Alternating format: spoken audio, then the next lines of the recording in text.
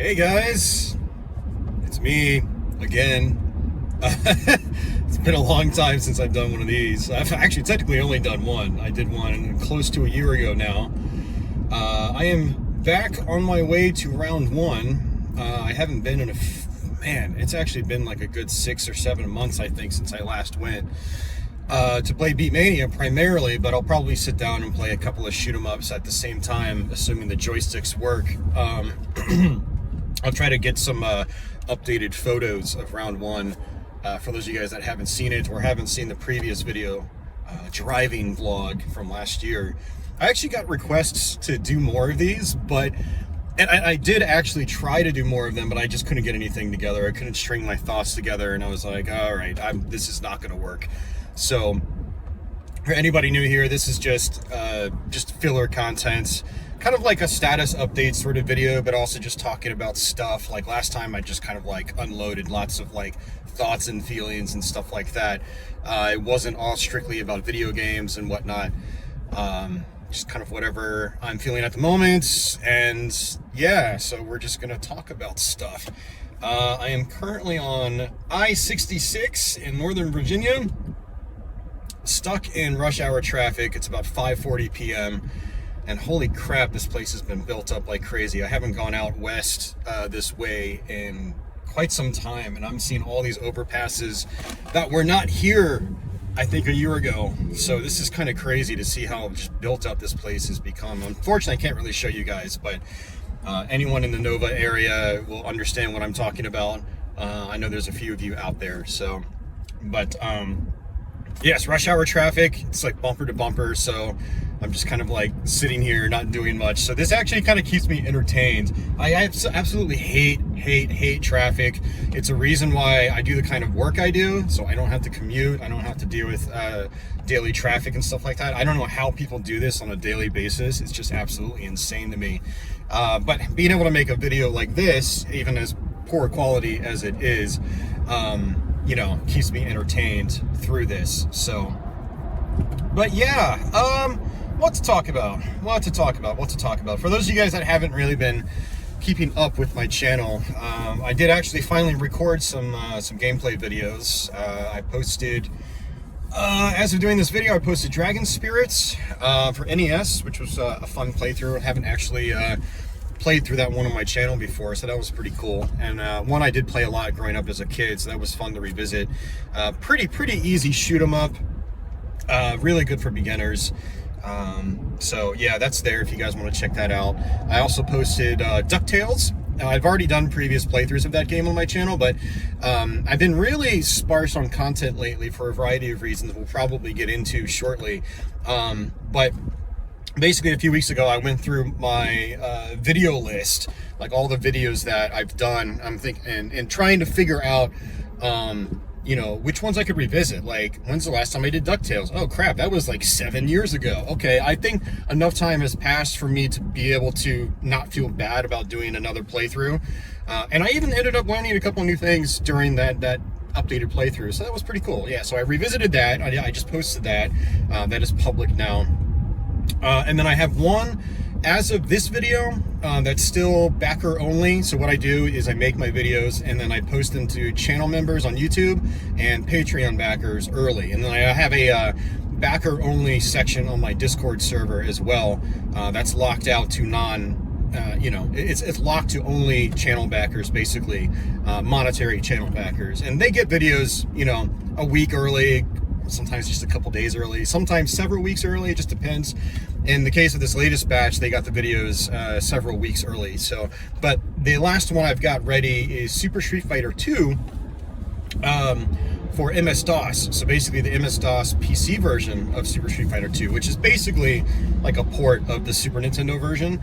And it's, you know, pretty decent for what it is. Kind of redundant today because it's not as good as the Super Nintendo one, but it's still pretty cool to play. And I was, you know, glad to have finally like done a playthrough of that game on my channel. So, but yeah, that's to come. Obviously we've got a bunch of live streams and stuff like that. I try to do a live stream at least once a week. Sometimes I try to push myself to do more, but you know, the motivation for my YouTube channel lately has been let's just say it's been a little rocky. It has not been great lately for a variety of reasons. Again, I'll get into it in a little bit. But we did do some fun live streams recently. As of this weekend, I actually did a Doom WOD stream, or it was intended to be a Doom WOD stream. I ended up just playing a single map of Sunder for 5.5 hours. It took me 5.5 hours to beat that one map. It was so ridiculously difficult. I'm gonna take a sip of my McDonald's Diet Coke. I love my McDonald's Diet Coke. It's so good. Nice and crispy. But 5.5 hours to beat that one map, and it was insane. The week before that, I think I did a Neo Geo CD variety stream. That was a lot of fun. We played a lot of cool games on there, and we actually worked our way through a bunch of them. Like, we actually beat Metal Slug 2. Granted, we had the credit feed, but we got to see all the way through the game and see how crazy difficult it gets towards the end. We went all the way through Puzzle Bobble, or Bust-A-Move, which I had never actually done before in the Neo Geo version. It only had 30 levels. I was expecting something crazy like 100, and there's people honking at each other already. Gotta love rush hour traffic. We did some other cool stuff on that stream too. We played Xeno Crisis, the Neo Geo CD version, which is really cool. And we actually made it to the final boss on that playthrough, which is really cool. And we found out that if you continue, you can't get to the true final boss, thus you can't get the proper good ending. So interesting stuff there. Yeah, so we've done some cool stuff with live streams. We did a couple of retro PC streams, one with my Windows 95 box doing a lot of MS-DOS games, and then another with my Windows 98 box doing like late 90s, early 2000s era Windows-based games. So that was actually a lot of fun. I actually need to bust out one of my PCs again, because I don't have it with me, but the other day I bought a copy of Chex Quest. I went to a local game store the other day, and they had a copy, like the original CD and everything. Now, granted, I think it's the one that came in the cereal box, so it's not like the full game. It's just one episode. It's basically a shareware episode. But that game is, for those of you guys that don't know, it's a game based on it uses the Doom engine. I'm getting all clogged up here for some reason. But it's basically a first-person shooter for kids, and it's on the Doom engine, and I've heard it's really fun. So I'd like to like bust up my old Windows 95 box and install it on there and play it for you guys. That would be a lot of fun, actually. So you can probably expect that soon if it hasn't already happened. And actually probably what I'll do, because I know it's a Doom engine game, I know it's going to work on this system. I know there's like compatibility issues with retro gaming, retro computer gaming, unfortunately, that you have to deal with. Like, I've got a lot of games I want to run on these old machines that they just won't work, they crash out or error out or something like that. But all the Doom engine games are like super solid. So I know what I'll probably do is, because I know it'll work, I'll just do the install process on the stream itself. We'll go from like, here's the disk, pop it in, install it, and into the game. We'll configure it, we'll play through the whole episode, and then boom, that's the end of the stream. So that's probably what we'll do. That should be a lot of fun. Also, people have told me that Chex Quest is apparently on Steam now, and I did not know this, and it's free. Now, what I don't know is if it's like the full version or if it's just the shareware game. But I assume it's the full thing with like all the episodes. And so now I'm trying to think to myself, like, do I want to just grab that?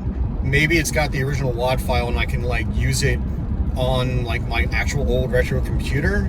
So I'm gonna have to download that and experiment with it and see what that's all about, see if like the full version's actually there, and then see if the source files are able to be transferred to an older machine and run there. So you can actually do that with Doom 1, Doom 2, Final Doom on Steam or GOG. They have the original Doom WOD files and the original executables from the MS-DOS era, and then they have the updated executable that'll run like a version of DOSBox. So it, they can run on a modern machine, but you can take those old source files and bring them back to like a MS-DOS machine or a Windows 95 or 98 machine and just run them on there natively. So it's one thing I really love about those Steam DOS releases is a lot of them actually provide you with the original files. And so retro computer enthusiasts like myself can take those and then play them on original hardware without having to go find or buy the original discs. I have a lot of original discs. I think my PC game collection now is actually the biggest collection I personally have. I think it's like 300. I think I'm getting close to like 300 games between disc only and jewel cased, and then I've got about 50 or 60 big box PC games. Yeah, I think it's actually my biggest collection. So I actually do have access to a lot of these original discs, but there are some games that are just, they're extremely rare or extremely expensive for what they are, and it's like I can't justify, investing in them. So having these digital options is like super convenient.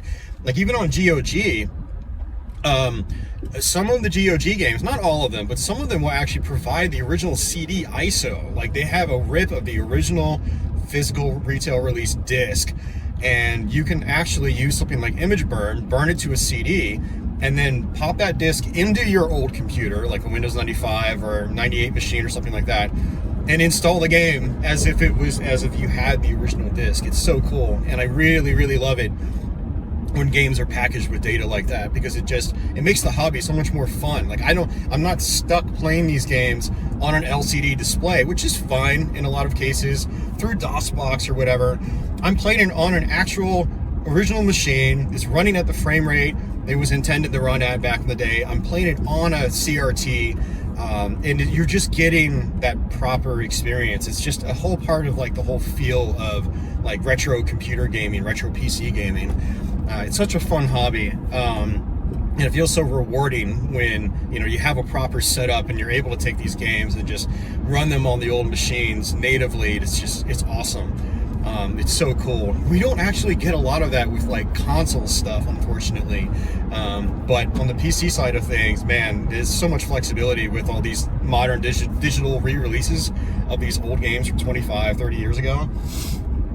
So yeah, that was a little bit of a tangent, but man, I get real passionate when I talk about retro computer stuff, because it's just such a, I was definitely a console gamer growing up, but I did start PC gaming when I was pretty young. My dad had a 286 based computer, and so he would bring home software from work, pirated games basically, and like he had Arkanoid, he had the Duel, Test Drive 2, and he had some like awesome Asteroids clone called EGA-roids, and he would bring home stuff like that. He would bring home the shareware of like Commander Keen. Keen 6 in particular was one I played a lot back in the day growing up, the shareware episode. And you got like the first 3 levels or something like that, but I would play those same handful of levels over and over and over again because it was so much fun.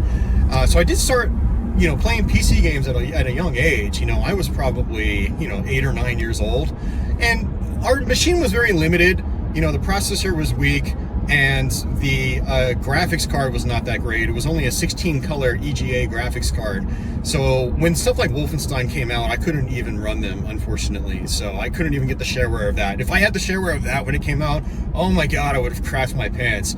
Like, I would have been in heaven if I had access to that game when it came out, because Wolfenstein 3D is still one of my all-time favorite games. But fast forward a few years later, when the Pentiums came out, my dad got one because he had to have a decent computer at home for work purposes. He'd have to sometimes, he was a CAD designer, so he would have to bring work home, work on projects after hours basically. But he also did side work for other contractors, so it was basically a side hustle. He would make money, doing designs for people that needed PCBs, created basically. So that Pentium was, it was kind of a beast for the time, and so I continued PC gaming on that, and man, that was just a mind-blowing experience, going from that old strictly MS-DOS machine, EGA graphics card, to oh yeah, by the way, basically no sound card. I think I had the Disney Sound Source on the old machine, but no like AdLib or Sound Blaster or anything like that, so its use was kind of limited. But when we went to that Pentium, like, holy crap, it just blew the doors wide open. And even though I played a lot of computer games, I mostly was still a console gamer at that time, but having that computer, again, just blew the doors wide open. And I basically started going 50-50 on console and PC gaming. They both I became, just a fan of both, and I've always been a fan of both ever since. So I don't consider myself one or the other these days. But man, PC gaming has been so good over the years. So many great memories attached to it. So, you know, when I have my actual real hardware set up that I play on these days, it just feels special. It instills like just a good feeling when I play on that rig. Plus I get a nice kick of nostalgia, you know. But you know what's funny, I was thinking about it the other day, and it's like, you know, PCs haven't really changed that much over the years. When you go back and you use like Windows 95 or 98, you're like, yeah, obviously a lot of the menus are dated, things have changed a lot, but you still got the control panel, you still got like the run prompts, you still point and click, you still click the X on the top right to close stuff out, you can still Alt F4 to close out windows, and then if there are no windows there, it'll bring up the shutdown prompt. Like, you can still Control Alt Delete, you could still Alt Tab. It's like, man, you know, things have really evolved on the Windows side of things, but they also kind of haven't at the same time. And it's actually kind of crazy to think about how just, I don't know, influential those like graphical user interfaces were, especially in like the 90s. That's where like they really blew up and everyone started adopting them. It's just kind of funny to think about. That was like a shower thought of mine the other day. I was in the shower like, oh man, you know, Windows has changed, but it also hasn't changed a lot. And when you actually sit down on these retro PCs and you get your hands on them, you're like, oh, I don't know. It's just like a more archaic version of what I'm using today, but it still resembles the latest edition. I mean, especially Windows 98. I think Windows 98, it had a lot more features. Sorry, I'm trying to get over here. I don't know why, but I'm getting all stuffed up. And I think that's because of my medication. I'm unfortunately on blood thinners right now because I, you know, back in January, some of you guys know this, some of you don't, is I had to go have a stent put in one of my arteries because it was basically blocked completely. And I was at risk of a heart attack or stroke. And if I tried to walk down the street, I'd walk like half a block and I'd have to sit down. I had like the blood flow just could not do its thing. So because of that stent that was put in, it really helped me. I feel a lot better now. I had to be on this particular blood thinner for a year, and it's been, you know, that was January. We're now getting into September, just about, you know, so close to 9 months, 8 months. So I've got another 4 months or so on this blood thinner, and I've noticed that when I take it, like my nose just constantly runs, or sometimes like right now, like I'm getting clogged up for some reason, and normally that doesn't happen. So I apologize for stuff like that if it comes through on the video. But yeah, I'm basically on this medication for a while. Hopefully after the year is up, they say, okay, you don't have to take it anymore. Hopefully that's the case, because it's a blood thinner. For those of you guys, I know that we're getting the health talks now. It looks like there's more backups here. Yeah, for those of you guys that don't know, you know, these blood thinners, they make your blood run thin. They're called blood thinners. I guess it's easier for things like clogged arteries. It's easier for your blood to pass through, and you know, so. But if you cut yourself, you just start bleeding all over the place, and I'm getting kind of tired of that. I was playing in a pinball tournament a few weeks back, and I have a bad habit of like picking or like biting my fingernails, or like you know picking at my fingers. And I did that during an event, and I'm sitting there playing, and I look at my hand, I'm like, what the hell? It's all like it's like bleeding down, and I had to start using different fingers because I didn't want to bleed all over the machine. But I couldn't stop because, you know, when you're playing a ball in pinball, you got to play it out until you drain. I wasn't just gonna let my ball drain. You know, it's a head-to-head competition. Like, I need to win. So I'm sitting there like bleeding out on my finger. It's because of these blood thinners. Normally I can bite my fingers, and that doesn't happen, or not to the same degree. But I've had to really stop myself from like picking at my fingers. It's like an anxiety kind of like side effect. You just you do it subconsciously. You don't even think about doing it. You don't think about the fact that you are doing it.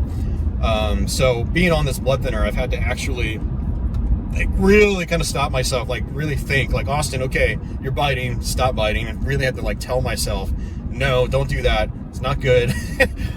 Especially if you don't want to bleed all over the place because you're on these blood thinners. So, but yeah, I don't know, man. I'm trying to think of what else to talk about related to the channel. I did want to talk about the fact that I just haven't been all that motivated, over these last 6 months in particular. I am on a variety of medications. I'm on like cholesterol, kidney medication, blood thinners.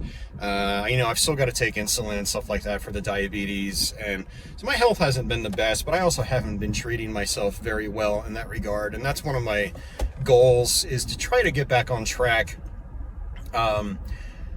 getting my health in order, which might in turn, make me feel more motivated to do more creative things, keep focusing on my YouTube channel. But yeah, motivation hasn't been there lately for my channel. I've talked about it on a couple of streams recently. And that's actually one reason why there was such a big gap in videos. Like, I think it was like a month to a month and a half between my current quick plays and my previous one. I just haven't been feeling it, I'm kind of in this cycle of doing the same thing. I stream every week. I enjoy the streams. We've got some great regular viewers in there. You guys are awesome. But it is getting kind of like samey for me, as the streamer. And some people clearly enjoy it, but it's kind of just becoming rote at this point for me. I haven't been excited by a lot of things recently, except for like the retro PC stuff. I was like super excited to show off those, games on those platforms, because I was just, all I did for like 2 weeks straight, 3 weeks straight on Twitch was literally like work on those computers and just play games and see what's running, see what's working, and that was really exciting. But a lot of like the console stuff just hasn't really been doing it for me a lot lately. Now I will say, going back and forcing myself to do these recent quick plays was fun, because like it forced me to relearn DuckTales, and I was kind of actually hesitant to do DuckTales. I was actually tempted to just not even do that quick play, but after like 2 or 3 playthroughs, it just clicked, and I was like, okay, let's just do it. And I did it, and I think it was a fine playthrough for YouTube. But generally, like, I just haven't been feeling it, and I don't really know what to do about that. I don't want to stop my channel. I've put so much time and effort into this thing over the years. And I have what I consider to be paying customers, people that are supporting me. They're still supporting me, and that money does actually help me a lot in my current financial situation. And so I don't really want to stop that either, because I kind of need it at this point in time. And it's like, I'm just at this weird crossroads right now with my channel. I'm just not really sure what to do with it. Motivation hasn't been there.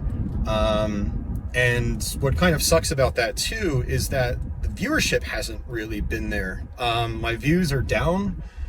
I used to get, I don't know, about almost 40,000 views a month, and now it's like 25. And most of those I think are from really old content that just hits high in search results. Like, I think my Doom Game Boy Advance Let's Play still gets a chunk of views every month. My Quake 3 Arena gameplay video from a decade ago still gets a chunk of views every month.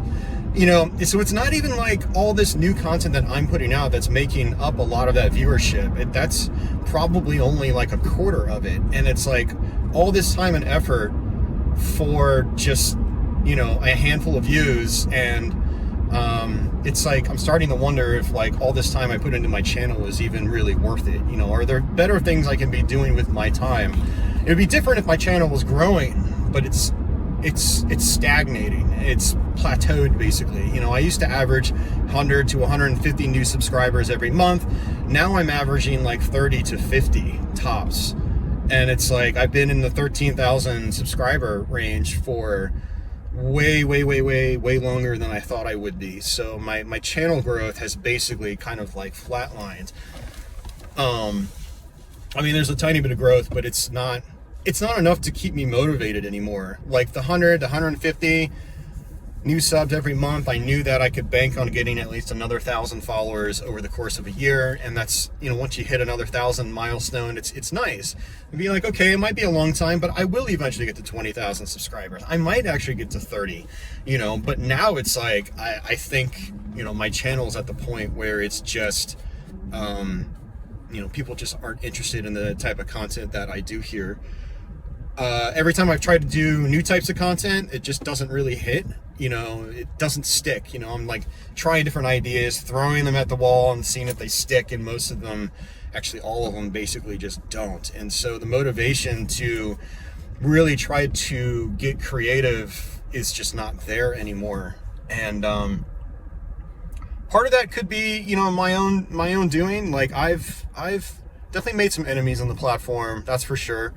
Not a lot, but there's definitely some people I've pissed off over the years, and it's understandable. I don't blame them, but it is what it is. You can't make everybody happy, and you can't be everybody's friend, is how I look at it. It's just like in real life. You can't be friends with everybody around you.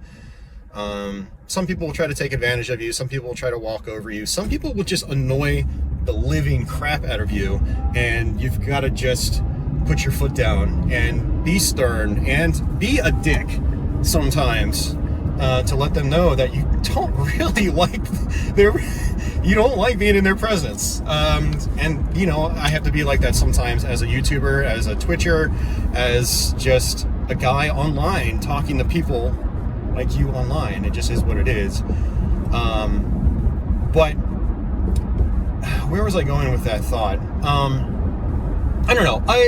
I have been trying to, like with my quick plays, for instance, when I introduced that series, it was basically supposed to be like my old Let's Play series, where I basically just fire up a game, I play it, generally I just record the video, get it out there, whatever, and then that's it.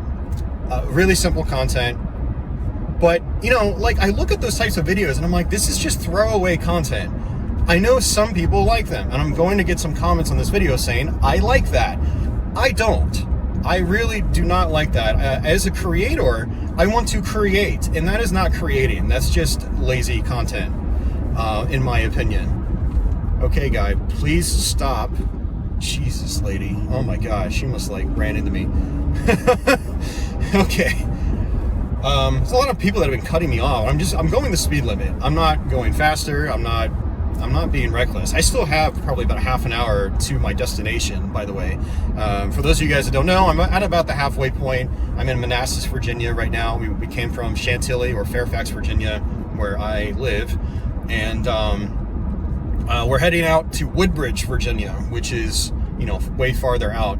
I take what I call the back way to Woodbridge because it is a much smoother ride.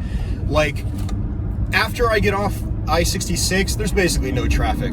So like this next half an hour is going to be like really smooth, unless there's like a fatal accident, that's cutting off all lanes or something like that. So, but yeah, back to my quick plays. I do not like my older Let's Play format because it's just it's lowest hanging fruit content. And so what I've been trying to do with my quick plays lately is apply a little more editing to them.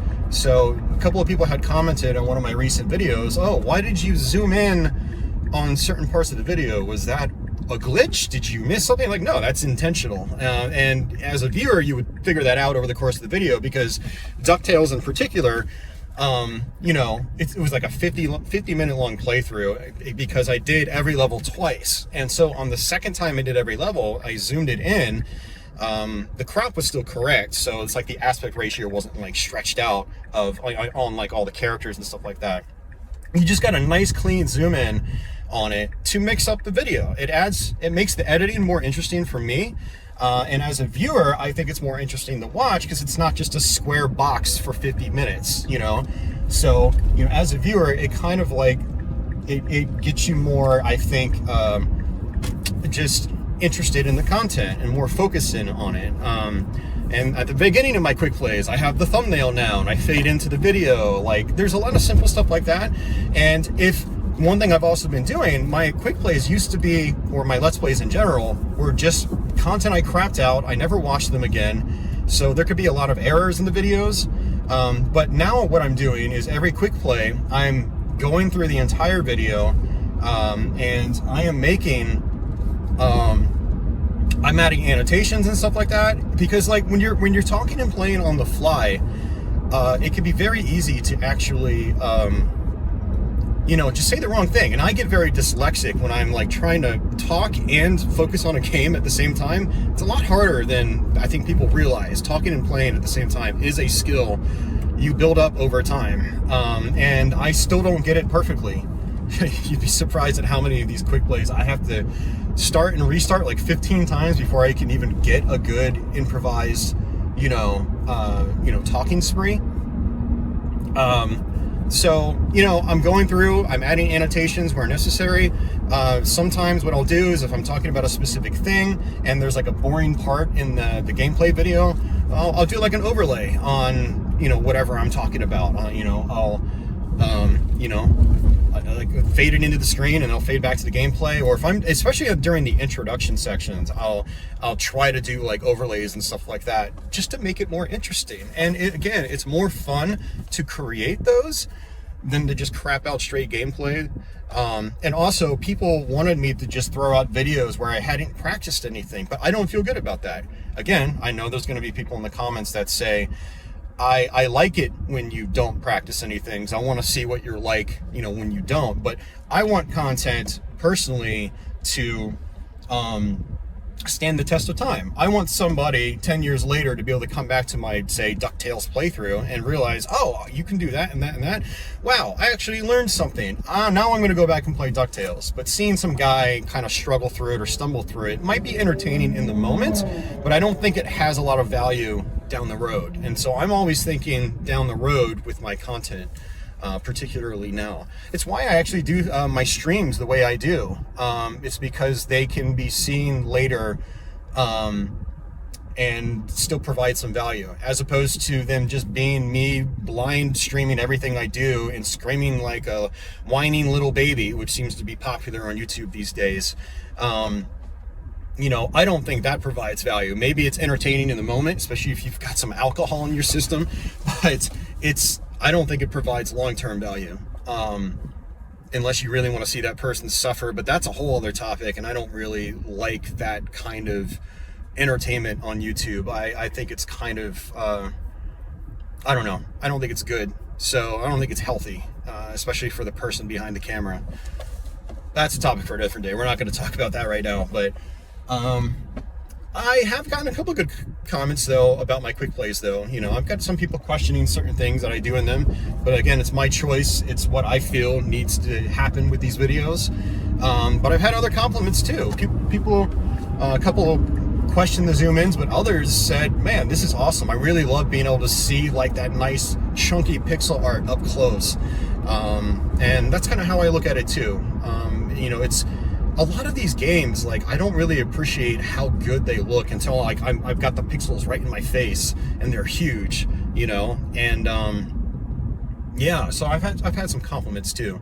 It's one of those things where I'm not going to like zoom in every 5 seconds, because that doesn't really provide a good purpose. It has to like either focus in on something that I'm talking about, or just do it in a way to keep the video flow interesting, not have this static image for the entire playthrough, but to kind of like, go up and down smoothly over the course of the video, and, keep it flowing well. And that's what I like when I create content. I want to have it flow as well as it can. I don't want it to be like uber boring.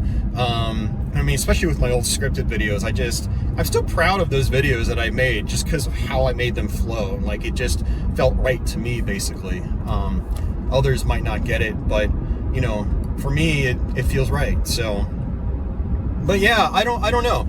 I'm trying to do more with my quick plays, basically. Doesn't seem to be making any bit of a difference, though. But they are more fun for me to make. but still the motivation to continue making them is, it's minimal at best. It's at an all-time low right now, to be honest with you. And I don't know if like fixing my health is something that'll help with that. Like, I've been really treating my body bad, despite having a procedure done earlier this year where they went in through my arm and basically opened up one of my arteries. I'm still not treating myself well, even though I've gone through that stuff. And I'm a diabetic. I've had diabetes for 6 years now, I think. 5-6 years. I've got all sorts of other issues, and it's that I don't talk about a lot here. And it's like, maybe that's a part of the lack of motivation, but I think one of the biggest factors is that just my channel growth has not been there. And that has always been like a driving factor. Like, oh man, yeah, I'm going to hit this next milestone.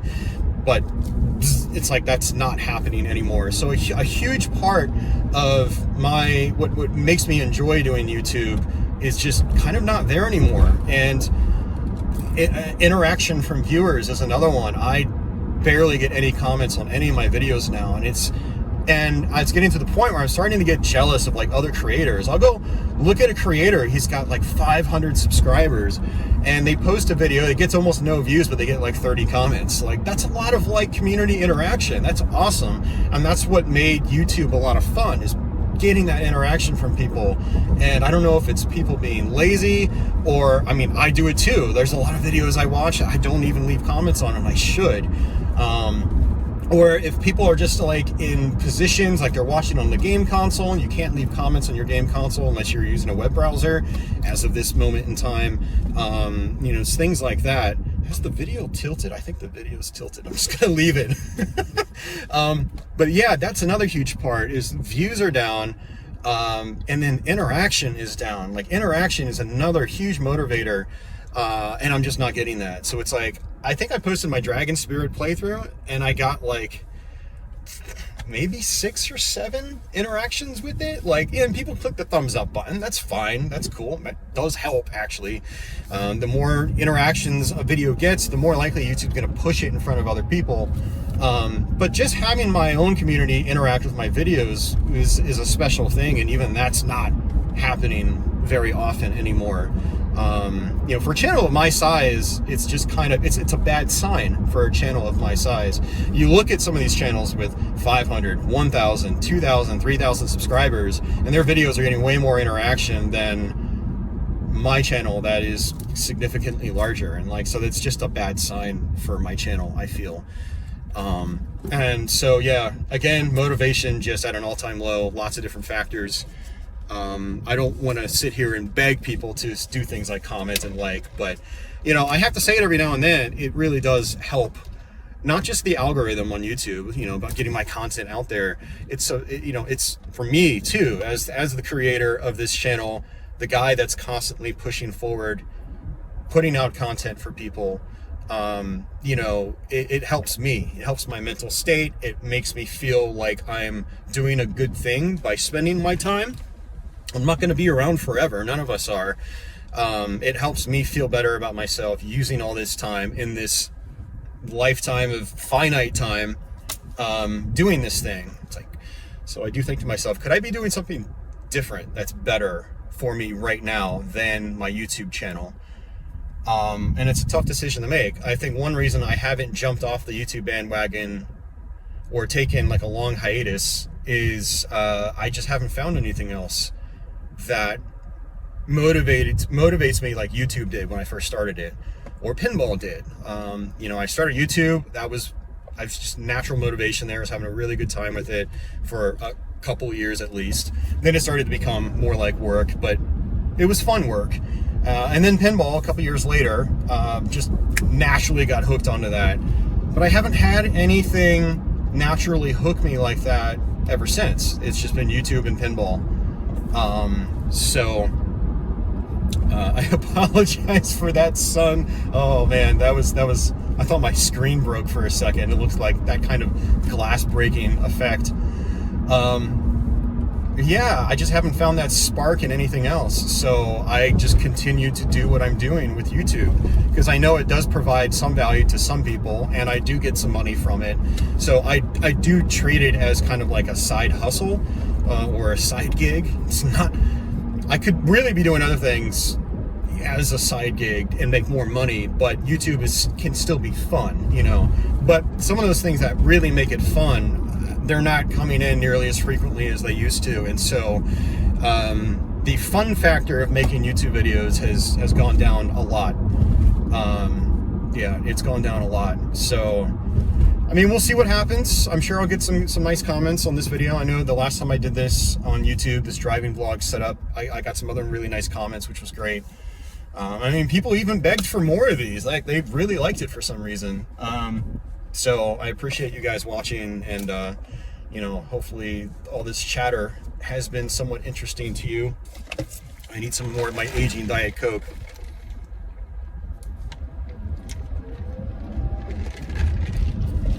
Damn, it's still good. It's been 40 minutes and it's still good. Actually, it's been like 50 minutes. I actually grabbed an order of chicken nuggets. Sometimes I do this when I have a trip like this. I'll go get chicken nuggets. I'll just eat them as I'm driving down the road. I know it's like not exactly attractive, but it's just me by myself. Like, I'm not trying to appeal to anybody when I'm by myself. So I'll get a couple Diet Cokes. It's my caffeine intake. I'll get my chicken nuggets. And so I drank one of my Diet Cokes, and then I ate my chicken nuggets. Then I got into traffic, and then I fired up this video. So here we are now. Yeah, I'm not really sure what else to talk about. Trying to think of other things like on the docket, or just other life things I wanted to talk about. I might be buying a pinball machine sometime in the very near future. That is news. Although that's not something that like I really focus on this channel. I do have a separate pinball channel for anybody wondering. I can link it down in the comments or description or something. So I'll probably do like streams and gameplay on that channel when I do finally get it. But I had a pretty decent little investment. I tried dabbling with the stock market many years ago, and I had a decent little investment, and that company's value like went up from like $14 a share to like 110. So I ended up pulling out that money. So I'm going to have a little bit of cash to buy a pinball machine. For those of you guys that don't know, I mean, I'm really into pinball. It's one of my other primary hobbies. I compete, I play in league, I'm up at the breweries several times a week playing. But I don't own any machines of my own anymore. I had to sell them all off many years ago when I ran into health problems. I had debt problems. I still have debt problems, but thankfully I've been slowly over the years bringing that down. I still have a long way to go, but I've made a lot of progress in that area. And so I'm at the point where, like, you know, with this investment money, I can take it out and I can maybe buy a pinball machine again. So that's actually where I'm at right now. I'm just actually waiting for that money to hit my bank account. I can pull it out. I'm actually talking to a guy right now about buying a specific machine. We'll see if it actually goes through. Maybe I'll let you guys know in the comment section if it does go through, or I'll let you know in a live stream or something. But yeah, I'm actually really looking forward to that because I really miss having my own pinball machines. Pinball machines, they're these big physical boxes with lots of moving parts, lots of non-moving parts too. But one of the great things about having them is you can work on them like you work on your car or something like that. Some people just love tinkering with their car, and I love just tinkering with my own pinball machines. Maybe I'll mod some lights out. Maybe I'll add some lights in. Maybe, you know, I'll get it all cleaned up, you know, make it play faster, or I'll do some goofy things with it. Like I'll put in power balls instead of regular steel balls, and it'll play 10 times faster, which makes it more interesting and dynamic for a short period of time than you put steel balls back in. You know, stuff like that. I love taking a game in particular that's maybe been on location for a long time. It's gotten beaten up over the years. Remember, they're physical machines. They get wear and tear. But there's ways to make them, clean them back up again and make them look a little more spiffy. So I'm really looking forward to that, having that option in my home again. I have a few machines in my apartment, but they're not mine. They're a friend of mine's. He has a really bad living situation where the machines are so hard to get into his basement because he's got like a 90-degree stairwell that's like barely the width of a pinball machine. And so it's easier for him to just put them in my apartment. So I've got 3 of his games right now, but they're not my games. You know, they break down. I'm not as motivated to try to fix them. I can't modify them because they're not my games. I can clean them, which can be fun, but they don't need cleaning every day. They don't even need cleaning every couple months when they're in your own home and like you're barely playing them as is. So really looking forward to getting another machine again of my own, being able to work on it and take care of it and have fun playing it, because the one I might be buying is a personal favorite of mine. So I don't want to jinx myself. But because of this, though, I am going to need a little more money. I do need to build up a cushion, so I'm going to start selling some of my video games. Not many of the games themselves, I don't think, but I do have a lot of things that, like, I built up through YouTube and Twitch and whatever, and this hobby over the years. I've built up just a big collection of stuff. Some of it had purpose at one point in time. Like, I bought a spare Dreamcast because, like, one of my other systems, or my other Dreamcast, wasn't reading certain discs. So I wanted to see if it was like the disk drive, and sure enough it was. Some discs work on one model, some discs only work on the other model. God, I hate the Dreamcast sometimes, but I love it at the same time. The Dreamcast is such a good system, but I hate that it's so fickle with media. But I'm going to probably try to sell one of those Dreamcasts. I've got 2 Sega Saturns. I think I bought the second one when I was unemployed years ago. I got like a huge severance payout from getting laid off. We lost our contract, and so I got laid off for a couple months, and so I think I bought that Sega Saturn as maybe a coping mechanism. I don't need it. I don't need 2 Sega Saturns. I've got a second Super Nintendo, a Model 2 one. I don't need a Model 2 Super Nintendo. I don't even have the box for it, so it's not even really collectible to me. I don't need that. I've got like many Sega Genesis consoles. Don't need them. Gotta probably get rid of one. Some of the mini consoles I have. Don't need the mini consoles because I've got a Mister. I've got flashcards. I've got an Analog Super NT. I've got a Mega SG. I'm gonna have the Analog Duo on the way later this year. Hopefully later this year. They've been really mum on that project since pre-orders open, but it's just, so I'm going to be downsizing a lot of this stuff that I don't really need to try to, like, build up that cushion a little bit, also help pay off the rest of the pinball machine that I might be buying. So I'm going to be like combing through my collection and just kind of seeing, like, what can I just live without? I have 4 Wii U consoles. 2 are Japanese. I don't need 4 Wii U consoles. So I'm going to maybe try to clean up my Zelda Collector's Edition bundle. I got it at a really good price many years ago. The controller was in perfect shape. Box is like pristine, but the console was all scuffed up. So I'm going to see if I can use some Novus and buff it out and see if I can make it look cleaner and see if I can get some money for it. And my second Japanese Wii U I bought last year, I'll probably try to sell that too. I cleaned it up, it looks real nice. Might hold on to my original Japanese Wii U though, because I did buy a bunch of MSX titles on it, on the Japanese Virtual Console, and a couple people actually donated money for that purpose too, so I'd probably like to hold on to those. I got stuff like Castlevania and the Contra and the Gradius games on there, so probably want to hold on to that, but I don't need the other 2 Wii U's. I have a real affinity for that console. I got it just around launch, and I loved it during its, when it was in the limelight. And I still go back to it and have, major nostalgia for it and still enjoy a lot of its library, but I don't need 4 consoles. It's just, it's some of this stuff in my collection is just getting to the point where I'm just, hoarding stuff. Now, my game console collection, I don't collect games very often anymore, except for NES, Super Nintendo, and Genesis, and N64. I'll pick off the occasional cartridge once every now and then.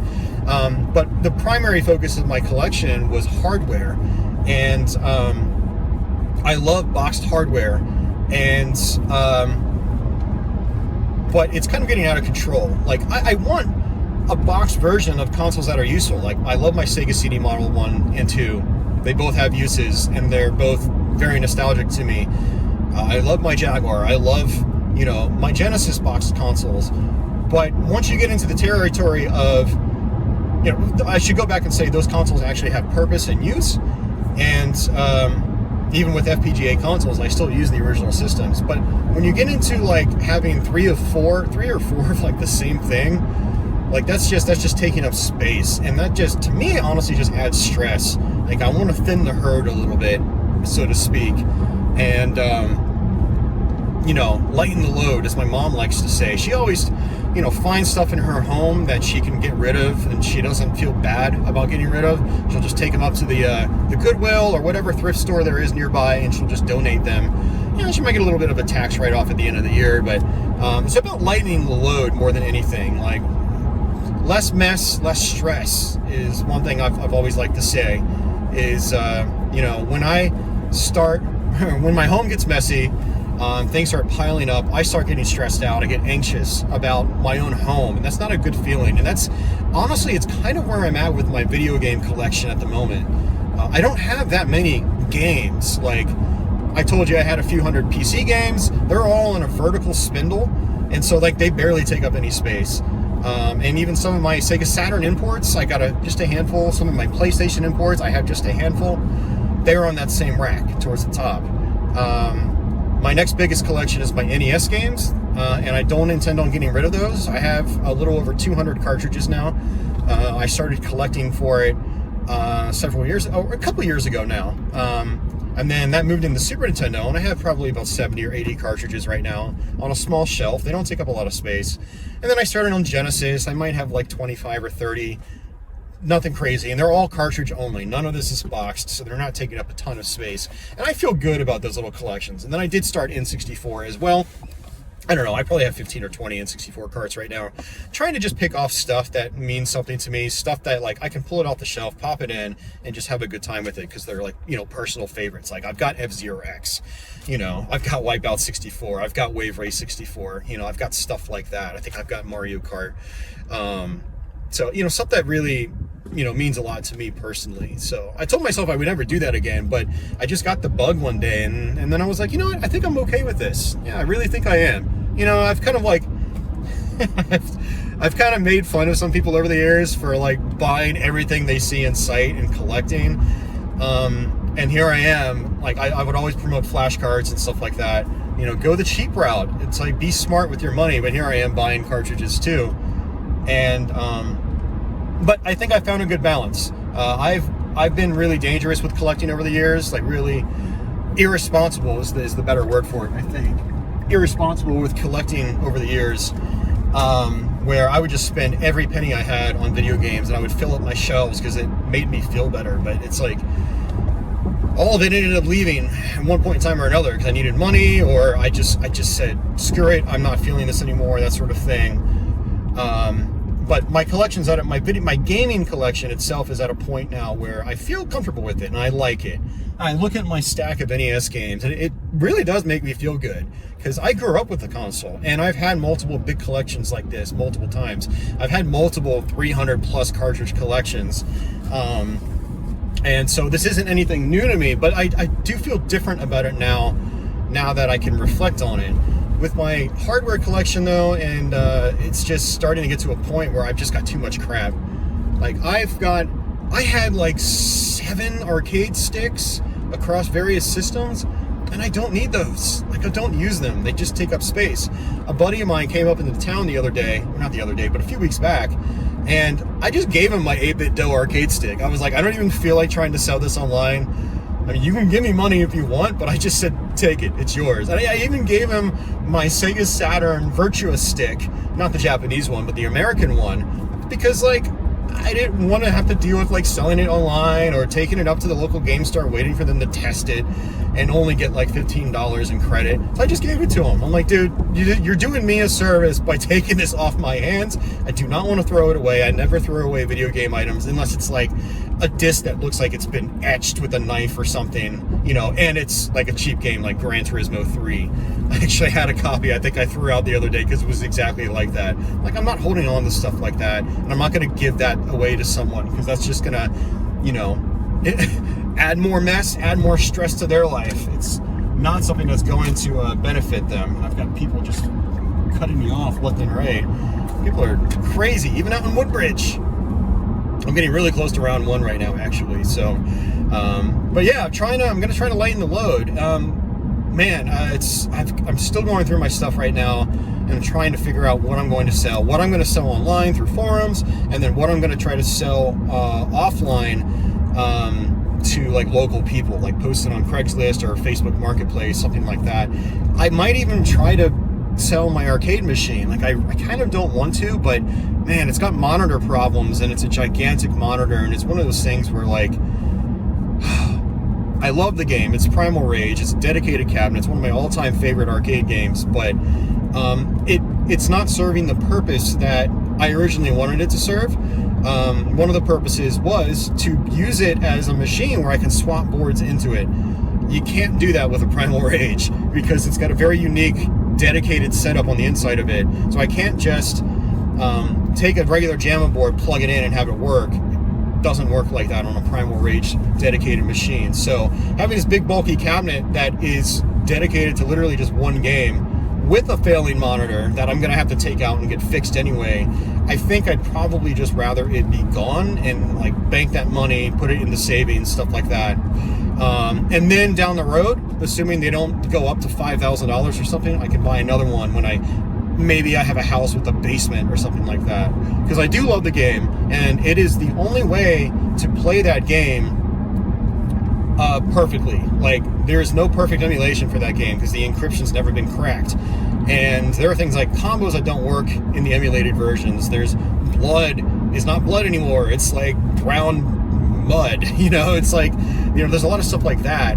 The arcade version is very special for that reason. So, but I might do it. I might try to list it and see if someone can help me get it out. The machine is ridiculously heavy. It is so heavy. We had to have 4 people get it up my stairs. I still feel bad putting those people through that struggle, all 4 of us trying to get that thing up my stairs. Like, it was definitely a memory, that's for sure. But a couple years ago, I think it might be time to let it go. So, speaking of letting things go, I think I'm kind of out of steam right now. I'm actually getting really close to round 1, and I will. What I'll do is I'll go through the video. I'll edit it. I'll try to add in like B-roll footage and stuff like that. Maybe I'll show you like what my Primal Rage looks like and things like that. I'll get a bunch of like video clips, which can make the video more interesting to look at. Again, creating instead of just crapping stuff out. I don't want to just crap stuff out. Even stuff like this, like I'm just probably going to crop my face for the whole video and then put extra gameplay on the side like I did the first one. So hopefully you guys appreciate this kind of video. Hopefully you enjoyed it.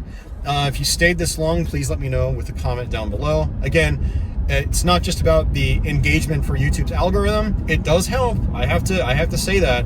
But it's, it makes me feel better when people are actually actively talking to me. And starting up conversations and stuff like that. And so thank you guys for watching, and thank you for participating down in the comments. If you choose to do so, let me know what you thought. And if you have any other topics you'd like me to talk about sometime, let me know. Also, Patreon backers and YouTube channel members, I will try to get that question and answer video out soon. I was fishing for questions like months ago, and I was like, I'm going to do it tonight. And I never did. And then 1 week went into 2 weeks, and 2 weeks went into 3 weeks. And now we've got no Q&A video, and we're probably 6 months on. I'm sorry for that. I am absolutely terrible with that. I've been terrible with the Q&A videos ever since the very beginning when I started taking Patreon money. But yeah. Anyways, guys, I'll try to have that out soon, and then that'll be made public to the rest of YouTube as well. But I have to merge over here, if this guy lets me. But yeah, that's going to do it for me, guys. Thank you so much again for watching. Thanks for putting up with my fat face. Hopefully we'll be less fat the next time we see each other like this. But yeah, it's gonna do it for me. Have a good one, guys. Take it easy. Take care. Have a good night or good day wherever you are in the world. And yeah, hopefully I'll see you soon. Take care.